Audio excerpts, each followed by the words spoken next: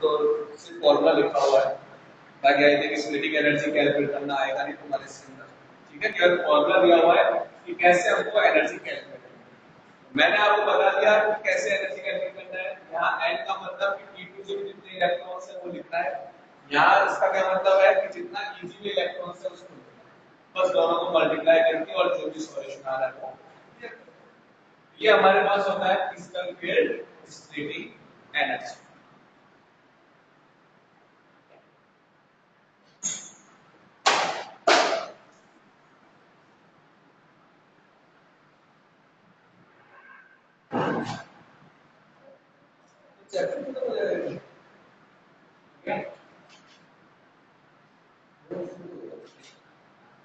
बस colour of complex कराना है और stability of coordinate numbers.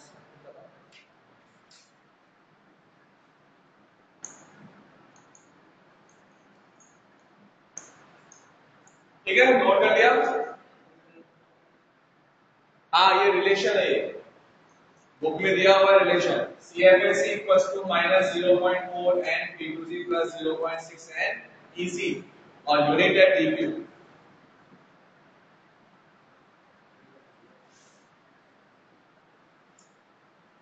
Next हमारे पास हेडिंग है कलर ऑफ कॉम्प्लेक्सेस। अच्छा आप देखो CFT में क्वेश्चन कैसे आया। ठीक है, मेन बात तो हम भूल ही गए, जो स्टार्टिंग कैसे चल रहा था कि CFT के ऊपर क्वेश्चन आते कैसे। तो देखो CFT में क्वेश्चन कैसे आएगा, जितने भी मैग्नेटिक प्रॉपर्टीज या कलर के बारे में डिस्कस करेगा तो क्वेश्चन आएगा, रीजनिंग क्वेश्चन आएगा, तो वहां पर आपको CFT के बेस पे आंसर देना है।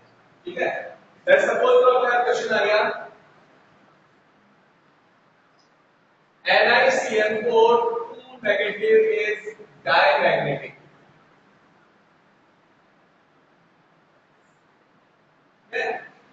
Why? टेट्रासाइक्लोनिक्लेट टू आयन जो है वो डायमैग्नेटिक है। क्यों है डायमैग्नेटिक? तो इसको हम क्या करना होगा CFT के बेसिस पे एक्सटेंड करना। कैसे?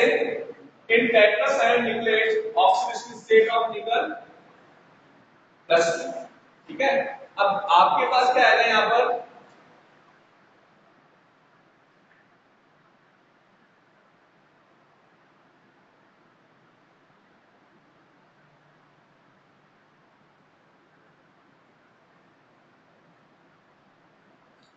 अब निकल +2 है तो ये तो अपने पास स्क्वायर कॉम्प्लेक्स आ गया। स्क्वायर कॉम्प्लेक्स प्लस सिलेबस नहीं, दूसरा एग्जांपल लेंगे। इस एग्जांपल को रहने दो क्योंकि स्क्वायर कॉम्प्लेक्स हमारे सिलेबस में नहीं है, इसको रहने दो। हेक्सा जो अपने पास 6 पॉइंट नंबर है compound CO CN6 3 negative। Compare the magnetic properties of hexacyanocobaltate ion and hexachlorocobaltate ion। दोनों की मैग्नेटिक प्रॉपर्टीज को क्या करना है अपने को कंपेयर करना है। ठीक है, अगर रीजनिंग क्वेश्चन आया compare the magnetic properties of hexacyanocobaltate 3 ion hexachlorocobaltate 3 ion, दोनों की मैग्नेटिक प्रॉपर्टीज को कंपेयर करना है। तो कंपेयर कैसे करेंगे भाई, यहां पर देखो कोबाल्ट का ऑक्सीडेशन नंबर कितना है यहाँ पर +3 और इलेक्ट्रॉनिक कॉन्फ़िगरेशन क्या होता है 3d74s2। 3d74s2 है तो 2 इलेक्ट्रॉन तो s से और 1 इलेक्ट्रॉन d से रिलीज हो गया, तो 3d6 कॉन्फ़िगरेशन बचा अपने पास। ये मेरे पास 3d6 कॉन्फ़िगरेशन आ गया। ठीक है, अब देखो इसमें Cn लिगैंड है और Cn कैसा लिगैंड है स्ट्रॉन्ग फील्ड लिगैंड है, और जब स्ट्रॉन्ग फील्ड लिगैंड होता है तो उस केस के अंदर क्रिस्टल फील्ड स्प्लिटिंग एनर्जी की वैल्यू क्या होती है ज्यादा होती है। पता है तुम लोगों को, हमने कल किया था कि अगर स्ट्रॉन्ग फील्ड लिगैंड है तो क्रिस्टल फील्ड स्प्लिटिंग की वैल्यू क्या होती है ज्यादा होती है, हाई वैल्यू। और इस तरफ कौन सा है Cn है, वीक फील्ड लिगैंड है, और जब वीक फील्ड लिगैंड होता है तो उस केस के अंदर क्रिस्टल फील्ड स्प्लिटिंग एनर्जी जो होती है उसकी वैल्यू कम होती है। तो यहां पर डेल्टा O है। ठीक है, लिगैंड का फर्क पड़ रहा है अपने पास। स्ट्रॉन्ग फील्ड लिगैंड में डेल्टा O की वैल्यू हाई होती है और वीक फील्ड लिगैंड में डेल्टा O की वैल्यू क्या है कम। दोनों ही केस में कोबाल्ट का ऑक्सीडेशन नंबर कितना है +3 है, इलेक्ट्रॉन कितने हैं 6 है। अब इलेक्ट्रॉन्स को फिल करो। अगर मैं COCl6 में अगर इलेक्ट्रॉन फिल करता हूं, जो स्ट्रॉन्ग फ्री लिगेंड है, तो हमको पता है कि इलेक्ट्रॉन कैसे फिल करना है। फर्स्ट फ्री इलेक्ट्रॉन्स को T2G में क्या होंगे, अनपेयर होंगे। डेल्टा O की वैल्यू ज्यादा है, इट मींस इलेक्ट्रॉन को एक्साइटेड करने के लिए ज्यादा एनर्जी की रिक्वायरमेंट होगी कंपेयर टू पेयर करने के लिए। तो वापस क्या होगा, इलेक्ट्रॉन T2G में पेयर हो जाएगा। ठीक है, हमने क्या कहा था कि अगर स्ट्रॉन्ग फील्ड लिगेंड है तो लो स्पिन कॉम्प्लेक्स होगा, और लो स्पिन कॉम्प्लेक्स से पहले इलेक्ट्रॉन T2G में अनपेयर होगा, उसके बाद T2G में पेयर होगा, उसके बाद अगर कोई इलेक्ट्रॉन बचा तो आ जाएगा T2G में। 6 इलेक्ट्रॉन में 6 इलेक्ट्रॉन यहां पर अनपेयर होगा, उसका कोई अनपेयर इलेक्ट्रॉन है क्या, कोई अनपेयर इलेक्ट्रॉन नहीं है। तो magnetic moment mu equals to root n into n plus 2, n equals to 0 है तो mu equals to it means diamagnetic substance. अब यहां बात करें तो इसका तो वीक फील्ड लिगेंड है, और वीक फील्ड लिगेंड में जब इलेक्ट्रॉन फिल करते हैं तो हमेशा हाई स्पिन कॉम्प्लेक्स का फॉर्मेशन होगा, यानी पहले इलेक्ट्रॉन T2G में अनपेयर, उसके बाद Tg में अनपेयर, और फिर अगर कोई इलेक्ट्रॉन बच गया तो वापस T2G में क्या होता है, पेयर। कितने अनपेयर इलेक्ट्रॉन है, 4 अनपेयर इलेक्ट्रॉन है, तो mu equals to root 4 plus कितना हो गया, 6 4 जा 24। ठीक है, तो ये हमारे पास इसका क्या आ गया, मैग्नेटिक मोमेंट आ गया। ठीक है, तो हमारे पास प्रूव हो गया कि hexafluorocobaltate free ion paramagnetic substance है, और ये क्या है, पैरामैग्नेटिक सब्सटेंस। तो CFP पे एक तो इस एप्लीकेशन बन के आता है जो कंपेयर करना है। ठीक है, ये स्ट्रक्चर बना के आप लोगों को पता। नेक्स्ट अपने पास है colour of complexes. Colour of complexes को भी हम CFT के अकॉर्डिंग ही एक्सप्लेन कर सकते हैं। तो हेडिंग करो कलर ऑफ कॉम्प्लेक्सेस। क्या हो गया,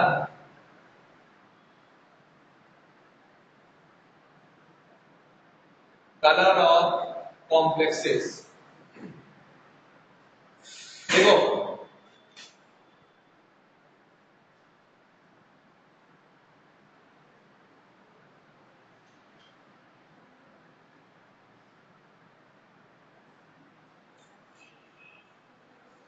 ठीक है, generally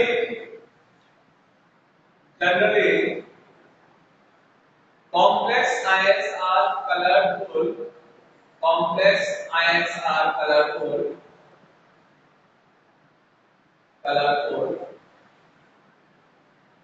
when ligand approach to metal ion, ligand approach to metal ion, metal ion, then same energy orbitals split in same energy orbitals split in different energy states, split in different energy states. The unpaired electron present in metal ion, the unpaired electrons present in metal ions absorb light from visible region, absorb light from visible region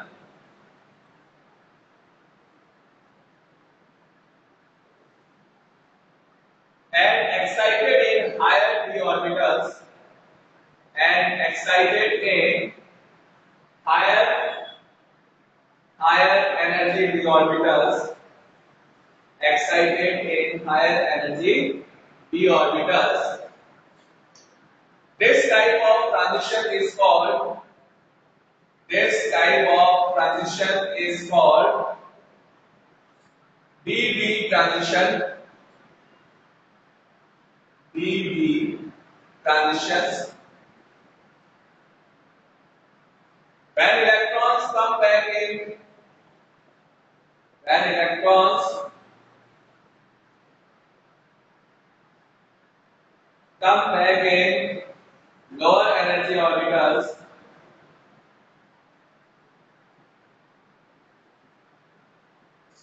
Then it's reflect the absorbed energy in visible region. Reflect the absorbed energy in visible region. Reflect with a scattered mode. Scattered mode. Reflect a double scattered mode. Scatter the absorbed energy in visible region and gives color to substance. ठीक है? Line change. इसका answer दूसरे तरीके से लिख सकते हैं हम. देखो. When incident light strike on object, incident light strike on object, then some part get absorbed and some part get reflected, and the complex looks a color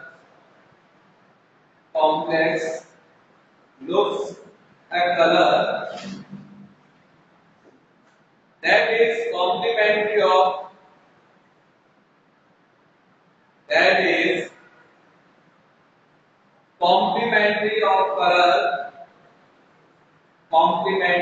color absorbed by it.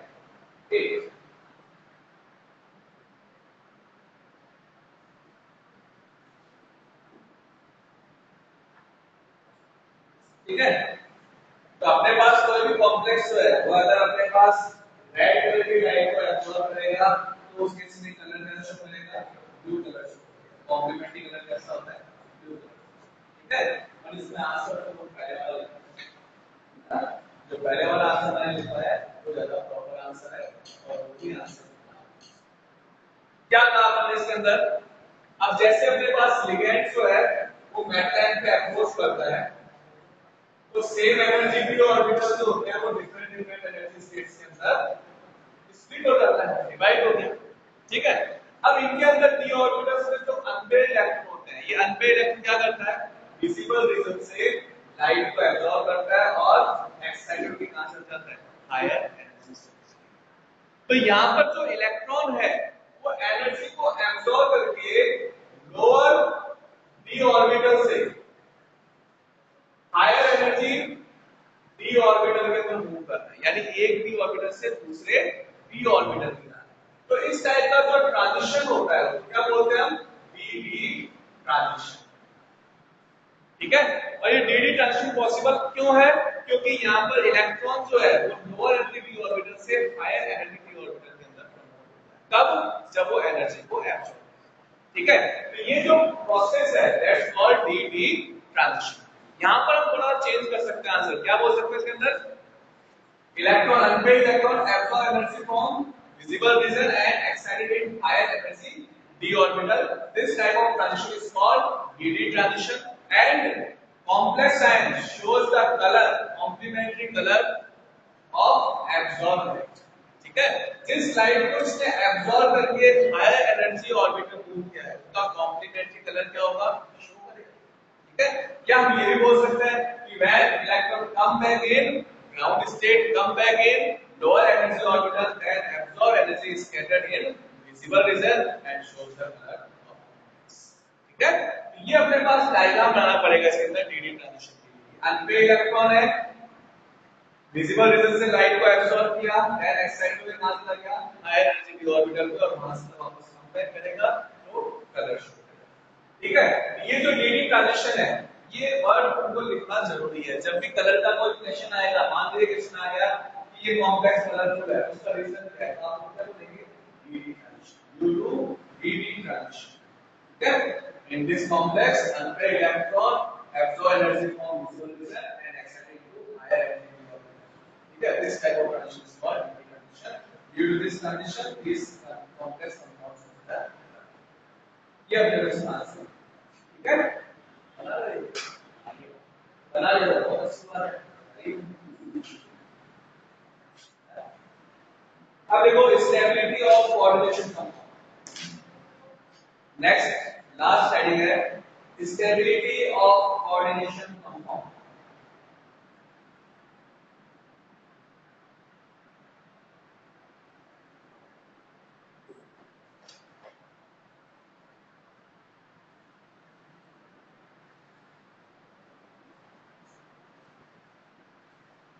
Stability of coordination compound क्या भी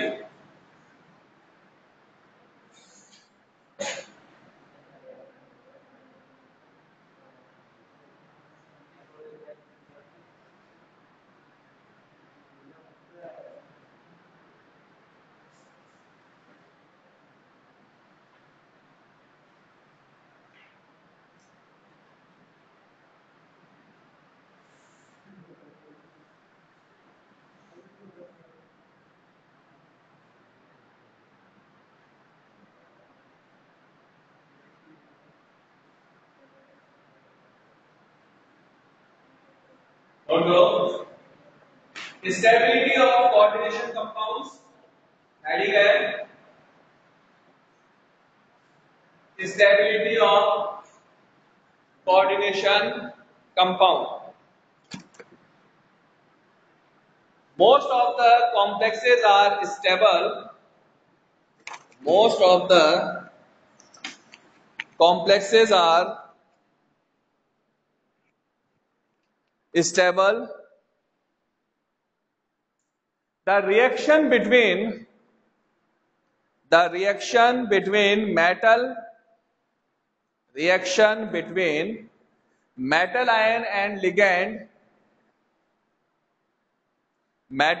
and ligand is compared to Lewis acid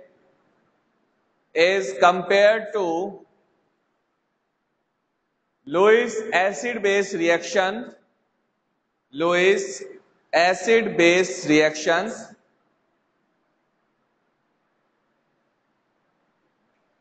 If reaction is strong, then the complex form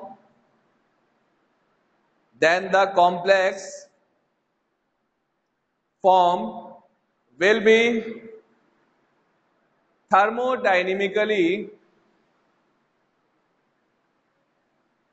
more stable.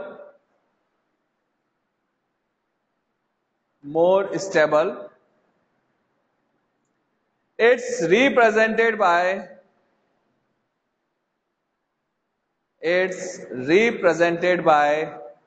Ks, stability constant. Ks, stability constant. ठीक है। For a complex reaction, suppose हमने यहां पर एक reaction लिखा,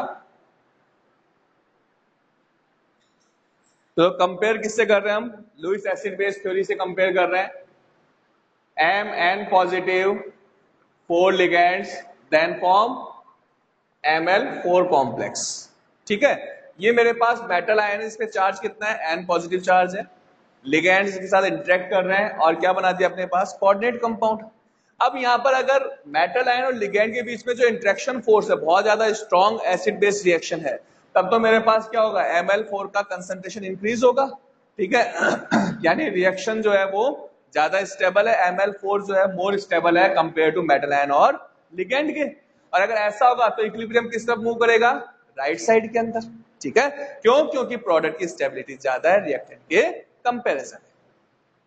तो उस केस में क्या लिखेंगे हम? Stability constant equals to concentration of product upon concentration of reactant. ठीक है, नंबर ऑफ मोल्स हमेशा पावर के फॉर्म में आता है। तो Ks equals to Ml4 concentration of complex compound upon concentration of reactant, Mn positive और L। अब यहां पर Ml4 यानी जो प्रोडक्ट है उसका अमाउंट जितना ज्यादा होगा, जितना इंक्रीज होगा, Ks की वैल्यू भी क्या होगी? इंक्रीज होगी। तो हम क्या लिख सकते हैं इसके अंदर? Ks increases then stability of complex also increases. तो ये हमारे पास आ गया स्टेबिलिटी कांस्टेंट आ गया। बस ये हो गया स्टेबिलिटी कांस्टेंट। नोट कर लो इसको। कर भी लिया? Very good. तो आप लिखो इसके अंदर आगे,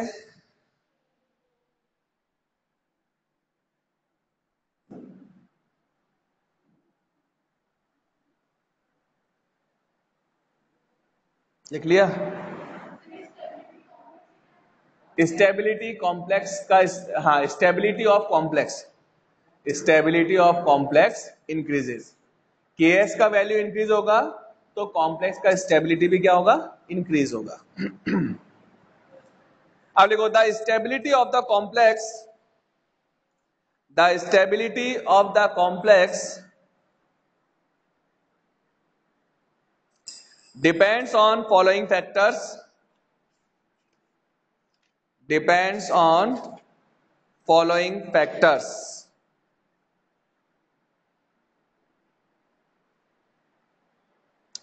First, charge of cation, charge of cation। देखो भाई, फर्स्ट फैक्टर है मेरे पास चार्ज ऑफ कैटायन। अगर कैटायन पे चार्ज इंक्रीज होगा तो उस केस में लिगैंड के साथ अट्रैक्शन फोर्स इंक्रीज होगा, यानी स्टेबिलिटी इंक्रीज होगा। तो हम क्या लिखेंगे? Charge of cation directly proportional to stability of complex. Example, FeCN6 4 negative and FeCN6 3 negative, दोनों में से कौन सा कॉम्प्लेक्स मोर स्टेबल है? बोलो। FeCN6 4 नेगेटिव और FeCN6 3 नेगेटिव। हाँ, क्यों है? बस तुक्का लगा दिया, हो गया। लिगेंड दोनों में सेम है, कौन सा होगा?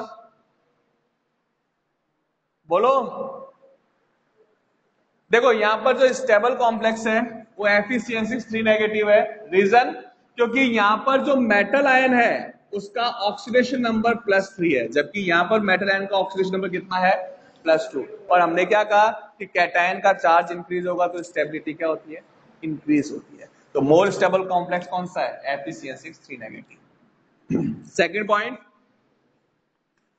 Size of cation. अगर कैटायन का साइज डिक्रीज होगा तो कॉम्प्लेक्स की स्टेबिलिटी जो है वो इंक्रीज होगी।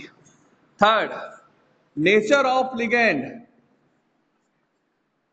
Nature of ligand. If strong field ligand present in complex ion, then strong field ligand increasing stability of complex। ठीक है? तो जिनमें स्ट्रॉन्ग फील्ड लिगेंड होगा उनकी स्टेबिलिटी क्या होगा? ज्यादा होगा compare to weak field ligand. अगर मान लो मैंने यहां लिख दिया FeNH3 का होल 6 +3 एंड FeH2O का होल 6 +3, दोनों को कंपेयर करना है। Which compound, which complex compound is more stable? तो हम यहाँ क्या देखेंगे? यहाँ पर Fe है, दोनों मेटल आयन, दोनों में मेटल आयन पे चार्ज कितना है? +3 है, लेकिन लिगेंड चेंज हो गया है। यहाँ पर स्ट्रॉन्ग फील्ड लिगेंड और यहाँ पर क्या है? Week field ligand. और स्ट्रॉन्ग फील्ड लिगेंड जो होता है वो कॉम्प्लेक्स की स्टेबिलिटी को इंक्रीज करता है। ठीक है? तो जो स्ट्रॉन्ग फील्ड लिगेंड कॉम्प्लेक्स है वो मोर स्टेबल होगा compare to weak field ligand complex. और लास्ट इफेक्ट अपने पास chelating effect.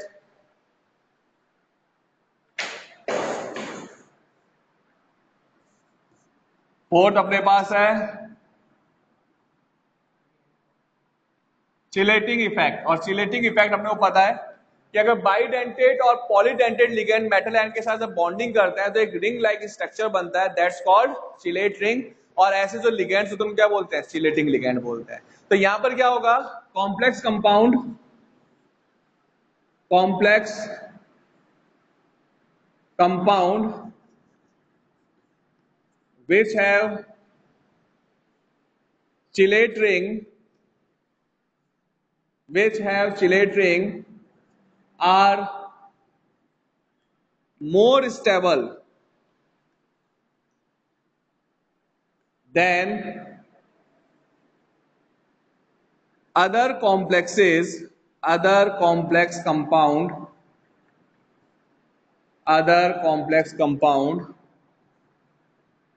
which have monodentate ligand.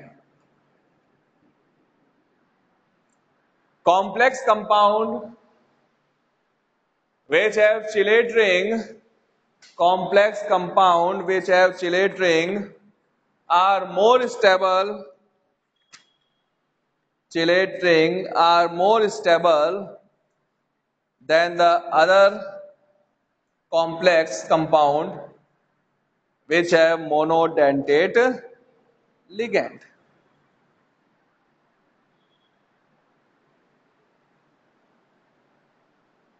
ठीक है, तो ये हमारे पास हो गया फैक्टर्स कंप्लीट।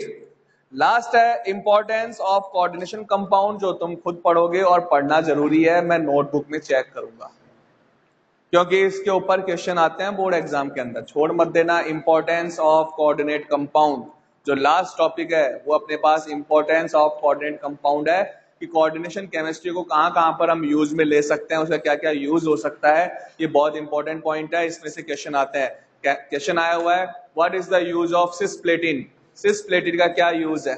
ठीक है, तो मेडिकल में काम आता है सिस्प्लेटिन, लिखा हुआ भी होगा इसके अंदर, कैंसर के लिए उसके लिए यूज में लेते हैं सिस्प्लेटिन को अपन। तो ये अपने पास यूजेस जो है वो पूछा जाता है एग्जाम के अंदर, तो तुम लोगों को ध्यान रखना है इसके अंदर। तो इंपॉर्टेंस ऑफ कोऑर्डिनेट केमिस्ट्री जो है वो आप लोगों को खुद को पढ़ना है और नोटबुक में लिखना है, और ये चैप्टर हो गया अपना कंप्लीट।